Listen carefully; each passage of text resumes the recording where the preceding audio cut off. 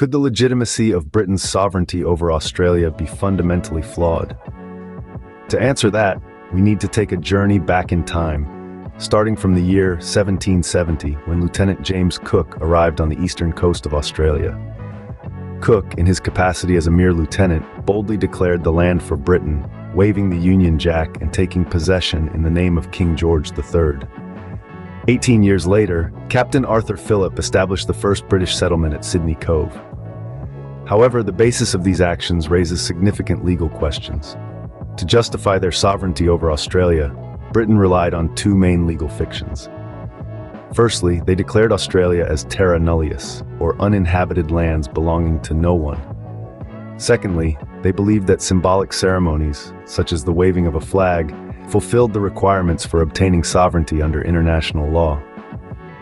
But both these premises were fundamentally flawed. The terra nullius claim was directly contradicted by the documentation of the time. In 1606, Dutch explorer Willem Jan Zoon landed on the western Australian coast.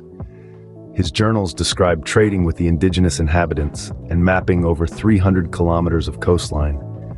This evidence clearly proves that Europeans knew Australia was inhabited, effectively dismissing the terra nullius claim. Further evidence comes from the 15th century, nearly 300 years before the British arrived.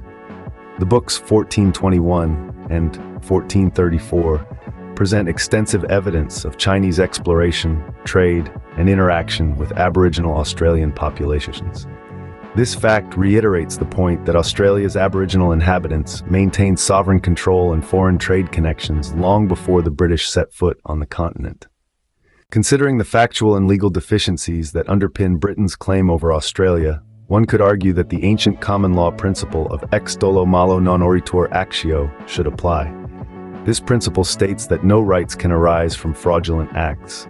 Therefore, any rights, privileges, or obligations stemming from these illicit acts should be considered null and void.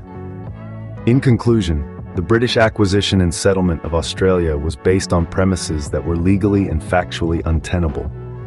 The terra nullius claim and the symbolic acts of claiming sovereignty were in direct contradiction to the established rights of the Aboriginal nations. Therefore, by the principle of ex dolo malo non oritur actio, Britain's sovereignty over Australia can be considered void from the outset.